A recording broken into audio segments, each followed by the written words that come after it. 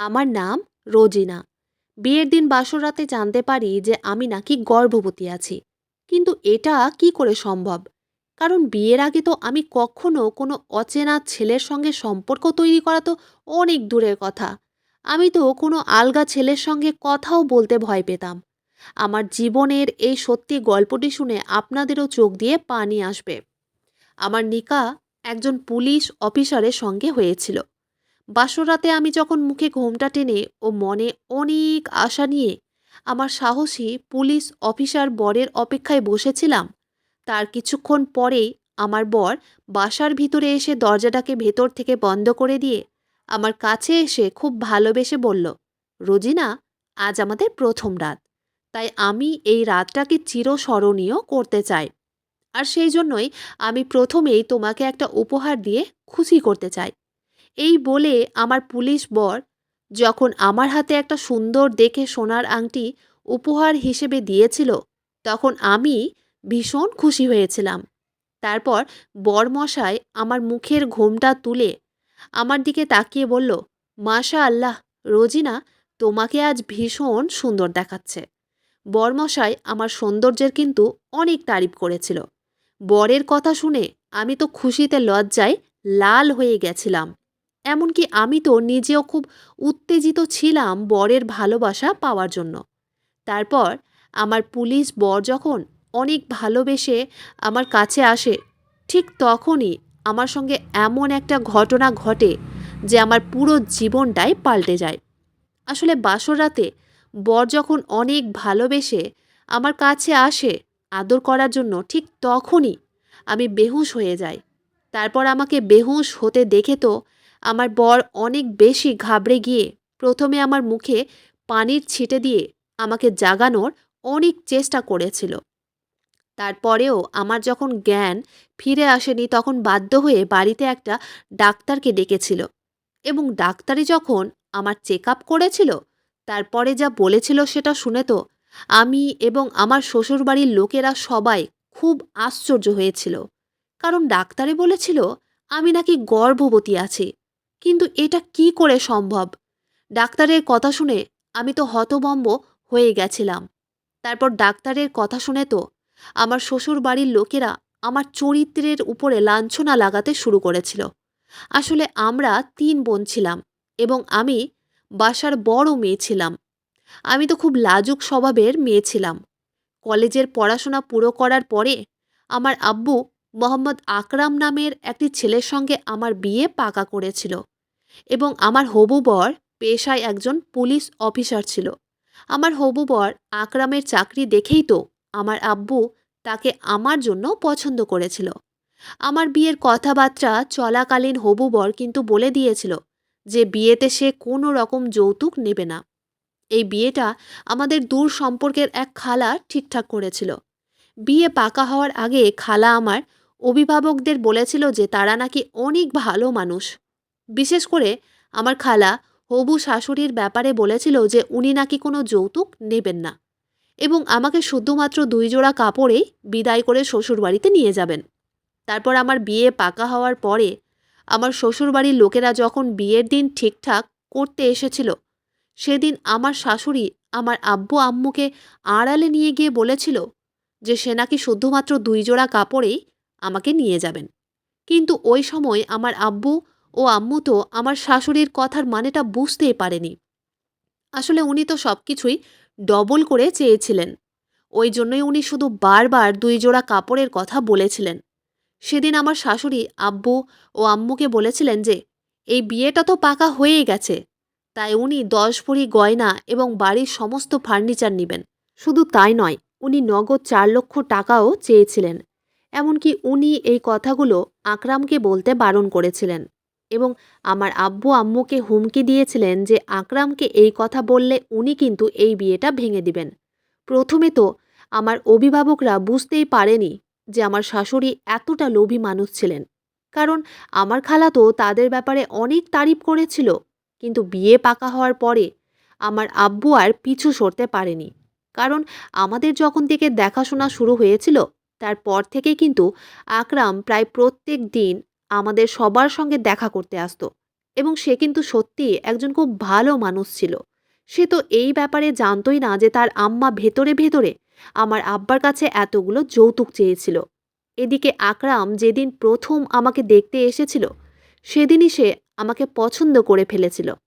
আসলে আমি 23 বছরের খুব সুন্দরী তরুণী ছিলাম। তারপর সে কিন্তু প্রত্যেক দিন আমাকে দেখার বাহানায় আমাদের বাড়িতে আসতো এবং তার সঙ্গে আমাদের এত ভালো সম্পর্ক তৈরি হয়েছিল যে আমার আব্বু তো নিজের মনের মধ্যে গেঁথেই নিয়েছিল যে যতই যাক হয়ে যাক না কেন, আমার বিয়ে কিন্তু আকরামের সঙ্গেই দিবে। এদিকে আমার হবু শাশুড়ি তো ভেতরে ভেতরে আমার আব্বুর কাছে এতগুলো যৌতুক চেয়েছিল, সেটা তো আমরা জানতামই না। তারপর ধীরে ধীরে যখন আমার বিয়ের দিন কাছে আসে, তখন গায়ে হলুদের দিন আকরামের বাড়ি থেকে সবাই আমাদের বাড়িতে এসেছিল। তার মা, চাচিরা, খালারা এবং আকরাম নিজেও এসেছিল। সে তো সবসময় আমার সঙ্গে দেখা করার ও কথা বলার বাহানা খুঁজত। গায়ে হলুদের দিন তাদের তরফ থেকে আমার জন্য তারা জামা কাপড় ও কিছু গয়না এবং গায়ে মাখানোর হলুদ নিয়ে আমাদের বাড়িতেই এসেছিল। আমার বিয়ের দিন দেখতে দেখতে চলে এসেছিল। একদিকে আমি তো খুবই খুশি ছিলাম এটা ভেবে যে আমি একটা এত ভালো ছেলেকে নিজের জীবনে পেয়েছি। না হলে এখনকার যুগে তো প্রত্যেকটা চাকরিয়ান ছেলে যৌতুক নেওয়ার জন্য নিজেদের মুখ খুলে বসে থাকে। কিন্তু আকরাম একজন পুলিশ অফিসার হওয়া সত্ত্বেও সে আমার আব্বুর কাছে কোনো রকম যৌতুক নিতে চায়নি। সে নিজেই আমার আব্বুকে বলেছিল, আপনার মেয়েকে আমার অর্ধাঙ্গিনী হিসেবে নিজের বাড়িতে নিয়ে যাব। এটাই অনেক বড় কথা। আপনি যে নিজের মেয়েকে আমার হাতে সঁপে দিবেন, এটা অনেক। কিন্তু তার মাঝে ভেতরে ভেতরে আমার শাশুড়ি যে আমার আব্বুকে মানসিকভাবে চাপ দিয়েছিল যৌতুকের জন্য, সেটা তো আমরা কেউ জানতাম না। এদিকে বিয়ের আগেই আকরামের ভালোবাসা পেয়ে আমি তো তাকে মন থেকে নিজের স্বামী রূপে গ্রহণ করে ফেলেছিলাম এবং আমি খুব খুশি ছিলাম শ্বশুরবাড়ি যাওয়ার জন্য। কিন্তু অন্যদিকে আমার আম্মু, আব্বু ও বোনেদেরকে ছেড়ে যাওয়ার একটা কষ্ট আমার মনের মধ্যেও ছিল। কারণ আমরা ৩ বোন সবসময় একসঙ্গেই থাকতাম এবং আমি আমার ছোট ২ বোনেদের খুবই ভালোবাসতাম। সেদিন আকরাম যখন আমাদের গায়ে হলুদের দিন আমাদের বাড়িতে আসে, সেদিন সে সবার চোখে ধুলো দিয়ে আমাকে একটা ঘরের মধ্যে নিয়ে গিয়ে একাই আমার সঙ্গে কথা বলেছিল এবং সে নিজের ভালোবাসার অনুভূতিটা আমার সামনে ভাগ করেছিল। এমনকি সেদিন সে প্রথম অনেক ভালোবেসে আমার মাথায় একটা আলতো চুমু দিয়ে বলেছিল, আর মাত্র একটা দিন, তারপরে আমাদের অপেক্ষার অবসান ঘটবে এবং আমি তোমাকে নিজের কাছে পাবো। ১ মাস ধরে অপেক্ষা করেছি এই দিনটার জন্য। সেদিন আমিও কিন্তু থাকতে না পেরে আকরামের হাত ধরে নিজের ভালোবাসার অনুভূতিটা ভাগ করেছিলাম। আমাদের বাড়িতেও সেদিন অনেক আত্মীয়রা ছিল। আমার চাচি ও খালারা, মামি ও মামারা, ঘর ভর্তি লোকজন ছিল এবং তারা কেউ বুঝতেই পারেনি যে আমি ও আকরাম একটা ঘরের ভিতরে নিজেদের মনের ভালোবাসাটাকে ভাগ করে নিচ্ছিলাম। সেদিন আমার পুলিশ বরের সঙ্গে সময় কাটিয়ে আমি ভীষণ খুশি ছিলাম। আমরা দুজন একে অপরকে এতটাই ভালোবেসে ফেলেছিলাম যে আমরা আর একে অপরকে ছেড়ে থাকতে পারতাম না। বিয়ের আগের দিন রাতে যখন বাড়িতে প্রোগ্রাম হচ্ছিল, তখন আমি চেয়ারে বসে সবার আনন্দ ফুর্তি দেখছিলাম এবং আমার ছোট বোন আমার হাতে মেহেন্দি লাগিয়ে দিচ্ছিল। ঠিক ওই সময় আমার মেজ বোন মানে আয়েশা আমার জন্য ১ গ্লাস শরবত নিয়ে আসে। সে যখন খুব ভালোবেসে আমাকে শরবতটা খাইয়ে দিয়েছিল, তখন আমার ইচ্ছে না থাকা সত্ত্বেও আমি ওই গ্লাস ভর্তি শরবতটা তার হাত থেকে খেয়ে নিয়েছিলাম। কিন্তু শরবতটা খাওয়ার আধ ঘন্টা পরেই জানি না আমার হঠাৎ করে কি হয়েছিল। আমি তো শরবত খাওয়ার পরে বেহুঁশ হয়ে গেছিলাম। ওই সময় কিন্তু আমার শ্বশুর বাড়ির লোকজনেরা সবাই আমাদের বাড়িতেই ছিল। এমনকি আমার হবু বড় আমাদের বাড়িতেই ছিল। তারপর আমাকে বেহুঁশ হতে দেখে তো আমার বাড়ির লোকজন ডাক্তারকেই বাড়িতে ডেকে নিয়ে এসেছিল। ওই সময় ডাক্তারে যখন আমার চেক আপ করছিল, তখন আমার হবু শাশুড়ি তো আব্বু ও আম্মুকে যা ইচ্ছে তাই বলে অপমান করেছিল। এমনকি উনি তো কিছু না জেনে বুঝেই আমার আব্বুকে বলেছিলেন যে আপনার মেয়ে এইভাবে হঠাৎ করে মাথা ঘুরে কেন পড়ে গেছে? আপনার মেয়ে আবার গর্ভবতী না তো? আমার তো মনে হচ্ছে আপনার মেয়ে চরিত্রহীন। আমার তো মনে হচ্ছে আমি যেটা সন্দেহ করছি সেটাই সঠিক হবে। আপনার মেয়ে নিশ্চয়ই গর্ভবতী আছে। না হলে এইভাবে হঠাৎ করে সে মাথা ঘুরে কেন বেহুঁশ হয়ে গেছে। আমার শাশুড়ির কথা শুনে আব্বু তো উনার সামনে হাতজোড় করে অনেক অসহায় হয়ে বলেছিলেন, আমাদের উপরে বিশ্বাস করেন। আমার মেয়ে এইরকম নোংরা কাজ কখনো করতেই পারে না। হয়তো তার শরীর অনেক বেশি খারাপ ছিল, যার জন্য সে মাথা ঘুরে পড়ে গেছে। ওই সময় কিন্তু আমার বর তার মাকে বলেছিল, আম্মা, তুমি কিছু না জেনে বুঝে কিভাবে রোজিনার উপর এত বড় মিথ্যে আরোপ লাগাতে পারলে? শুধুমাত্র গর্ভবতী হলেই কি মাথা ঘুরে পড়ে যায়? আরও তো অন্য কিছু ব্যাপার থাকতে পারে। তাই তুমি রোজিনার ব্যাপারে আর একটাও বাজে কথা বলবে না। রোজিনার উপরে আমার অনেক বিশ্বাস আছে। আমি তাকে গত 1 মাস থেকে চিনি ও জানি। তাই আমার বিশ্বাস আছে যে রোজিনা এই রকম কাজ কখনোই করতে পারে না। ওই সময় আমাদের বাড়িতে উপস্থিত থাকা সব কুটুমজনেরা কিন্তু আমার ব্যাপারে খারাপ চর্চা করেছিল। ঠিক ওই সময় আমাদের ঘরের জানালা দিয়ে কেউ প্রেগন্যান্সি টেস্ট ছুঁড়ে ফেলে দেয়। ওই গর্ভাবস্থার কিট দেখে আমার শাশুড়ি তো হাউমাউ করে কাঁদতে কাঁদতে ওই প্রেগন্যান্সি টেস্ট হাতে নিয়ে তার ছেলের কাছে গিয়ে বললেন, দেখতে পাচ্ছিস তো, এখন তো তোদের বিয়ে হয়নি, আর তুই এই মেয়েটার উপরে এত ভরসা করছিস। তাহলে এই প্রেগন্যান্সি টেস্ট কেন এখানে কেউ ছুঁড়ে ফেলেছে? তাহলে এই মেয়েটার মধ্যে নিশ্চয়ই কোনো খুঁত আছে। তারপর আমার শাশুড়ি ডাক্তারের কাছে গিয়ে বললেন, ম্যাডাম, আপনি সত্যি করে বলেন, এই মেয়েটা কি হয়েছে? ডাক্তারে তখন সবার সামনে বলেছিল, আমি নাকি গর্ভবতী আছি। ওই কথাটা শুনে তো আমার শাশুড়ি হাউমাউ করে কাঁদতে কাঁদতে তার ছেলের সামনে গিয়ে বলেছিল, দেখলি তো, এবার তো আমার কথার বিশ্বাস করবি যে এই মেয়েটা চরিত্রহীন? ডাক্তারের চলে যাওয়ার পরে আমার যখন জ্ঞান ফিরে আসে তখন আমার হবু বর আমাকে সব কিছু বলেছিল। এদিকে আমার শাশুড়ি তো তার ছেলেকে এই বিয়েটা ভাঙতে বলেছিল, কিন্তু আমার হবু বর সব কিছু জানার পরেও এই বিয়েটা ভাঙতে রাজি হয়নি। তারপর আমার শাশুড়ি এটা সুযোগ নিয়ে আমার আব্বু ও আম্মুকে বলেছিল যে উনি নাকি একটা শর্ততে এই বিয়ে করতে রাজি আছেন। ওদিকে আমার আব্বু তো কেঁদে কেঁদে অস্থির হয়ে পড়েছিল। তারপর আমার শাশুড়ি বলেছিল উনি নাকি 10 লক্ষ টাকা ও একটা 4 চাকাও নিবেন, তবেই নাকি আমাকে বাড়ির বউ করবেন। আমার আব্বু তো বাধ্য হয়ে আমার শাশুড়ির সব কথা মানতে রাজি ছিল। এদিকে আমার মা আমার আব্বুর সঙ্গে এই ব্যাপারে ঝগড়াও করেছিল যে আমার আব্বু যদি তার জমানো সব টাকা আমার বিয়েতেই খরচ করে দেয়, তাহলে আর বাকি দুটো মেয়ের বিয়ে কিভাবে দিবে? এদিকে আমি আমার হবু বরকে প্রমাণ দেওয়ার চেষ্টা করেছিলাম যে আমি চরিত্রহীন নয় এবং আমি গর্ভবতী হতেই পারি না, কারণ আমি তো কারো সঙ্গে সম্পর্কই করিনি। তাহলে আমি কিভাবে গর্ভবতী হতে পারি? আমি তো অনেক বেশি ঘাবড়ে গিয়েছিলাম আমার বিয়ে নিয়ে, কারণ আমি যখন শুনেছিলাম যে আমি নাকি গর্ভবতী আছি, তখন তো আমার পায়ের তলা থেকে যেন মাটিটাই সরে গেছিল। আমি তো তখন ভেবেই নিয়েছিলাম যে এবার তো আমার বিয়েটা ভাঙা নিশ্চিত, কারণ কোনো ছেলে বিয়ের আগেই যখন মেয়েটার ব্যাপারে এটা জানতে পারবে যে মেয়েটা গর্ভবতী আছে, তাহলে তো সেই ছেলেটা কখনোই ওই মেয়েকে বিয়ে করবে না। কিন্তু সব কিছু জানার পরেও আমার হবু বর আমাকে বিয়ে করতে রাজি ছিল। এবং কেন? সব কিছু জানার পরেও আমার পুলিশ বরমশাই আমাকে বিয়ে করতে রাজি ছিল, এটা জানার পরে কিন্তু আপনারাও আশ্চর্য হয়ে যাবেন। কিন্তু আমার পুলিশ বর শুধু আমার আব্বুর সামনে একটা শর্ত রেখেছিল যে আমাদের বিয়েটা পরের দিন নয়, আগামী 5 দিন পরে হবে। কারণ এইসব ঘটনা তো আমাদের বিয়ের আগের দিন হয়েছিল। আমার আব্বু তো ওই সময় ছেলেপক্ষদের সব শর্ত মানতে রাজি ছিল।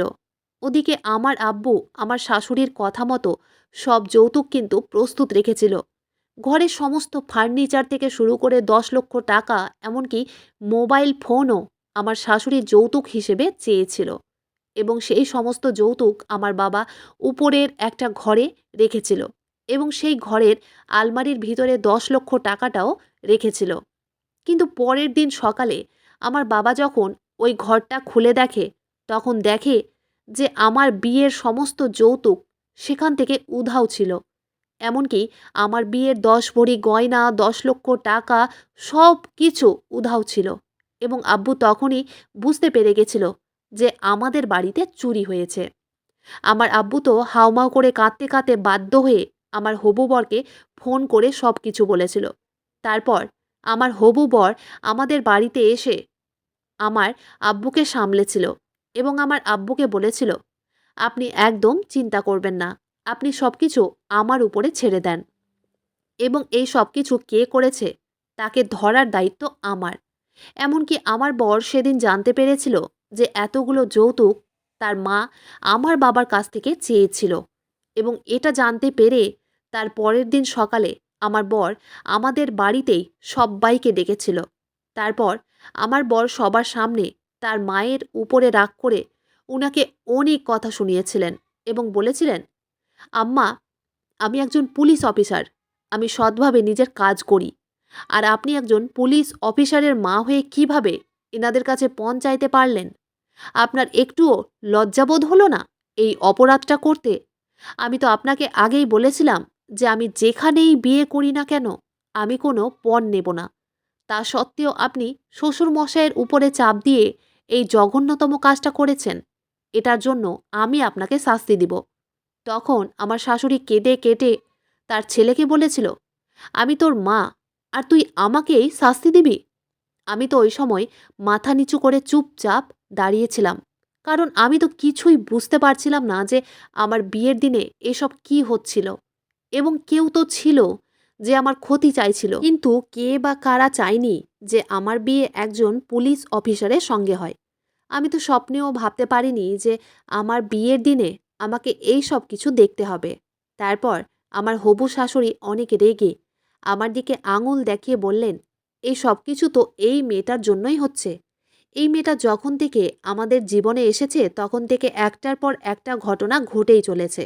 ওদিকে আমার আব্বু তো মাথায় হাত দিয়ে বসে পড়েছিল, তার তো কথা বলার মতো অবস্থা ছিল না।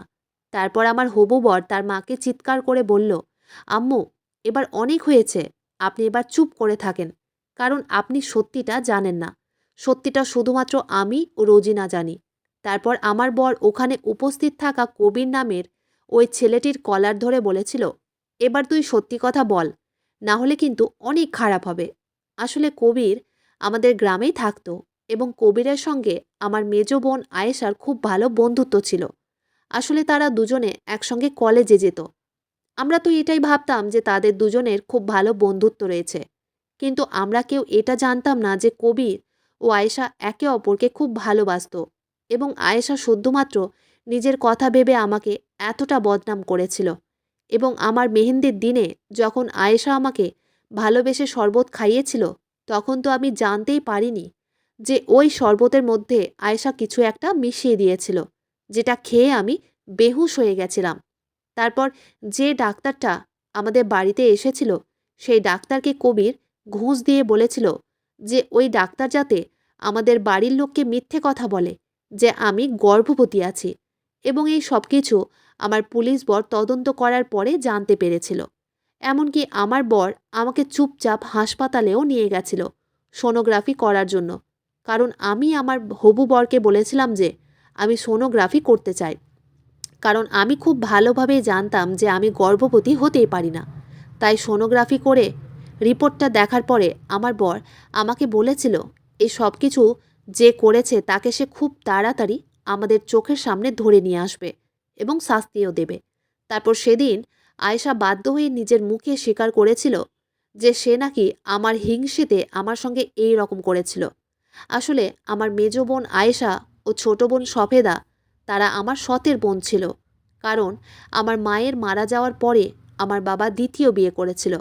এমন নয় যে আমার সৎমা আমাকে ভালোবাসতেন না, আমার সৎমা আমাকে ভালোবাসতেন, কিন্তু আমার বিয়ের সময় বাবা যখন সব কিছু আমাকে দিতে শুরু করেছিল তখন আমার মেজ বোন হিংসেতে এই রকম করেছিল এবং সে নিজের চোখে অনেক ক্রোধ নিয়ে আমাকে বলেছিল, রোজিনা আপু, আব্বু যদি তোমার বিয়েতেই সব কিছু খরচ করে দেয় তাহলে আমাদের বিয়েতে কি হবে? তাই আমি ও কবির মিলে তোমার এই বিয়েটা ভেঙে দিতে চেয়েছিলাম, কারণ তোমার শাশুড়ির আমি সব কথা শুনতে পেয়েছিলাম যে তোমার শাশুড়ি কিভাবে আমার আব্বুকে চাপ দিয়ে যৌতুক চেয়েছিল। এই কারণে তোমার বিয়ের সমস্ত যৌতুক আমি ও কবির রাতের বেলা চুরি করেছিলাম। সেদিন সবকিছু জানার পরে আমার বর আমার আব্বুকে বলেছিল, যৌতুক নেওয়া যেমন অপরাধ, যৌতুক দেওয়াও অপরাধ, তাই এটার জন্য আপনিও শাস্তি পাবেন। তারপর সেদিন আমার পুলিশ বর আমার আব্বুর সেই 10 লক্ষ টাকাটা আব্বুর হাতেই আবার ফেরত দিয়েছিল এবং সবার সামনে আমাকে কবুল করে শ্বশুরবাড়ি নিয়ে এসেছিল এবং চুরি করার অপরাধে আমার বোন ও কবিরকে শাস্তি দিয়েছিল। আমি তো জানতাম না যে আমার বিয়ের জন্য আমার বাবা এতগুলো যৌতুক দিতে রাজি হয়েছিল। যদি জানতাম তাহলে আমি আব্বুকে অবশ্যই বারণ করতাম। এখন আমি আমার বরের সঙ্গে অনেক সুখে আছি। আমার পুলিশ বর যেমন দয়ালু ঠিক তেমনই অনেক সাহসী ও দায়িত্বশীল এবং খুব সৎ। আমার বর তার কাজের প্রতি এতটাই সৎ ছিল যে তার মাকেও শাস্তি দিতে ছাড়েনি। আমি আমার জীবনে এমন পুরুষকে পেয়ে অনেক খুশি। আমার বর আমাকে ভীষণ ভালোবাসে এবং আমার বাবা মায়েরও অনেক খেয়াল রাখে। সেদিনের পর থেকে আমার শাশুড়ি মা আর কোনো দিন আমার আব্বুর কাছে কোনো কিছু চায়নি। বন্ধুরা, আজকের গল্পটি এখানেই শেষ করছি। গল্পতে কোনো ভুল ত্রুটি থাকলে ক্ষমা করে দিবেন। গল্পটি ভালো লাগলে অবশ্যই লাইক, শেয়ার, সাবস্ক্রাইব করতে ভুলবেন না। ধন্যবাদ।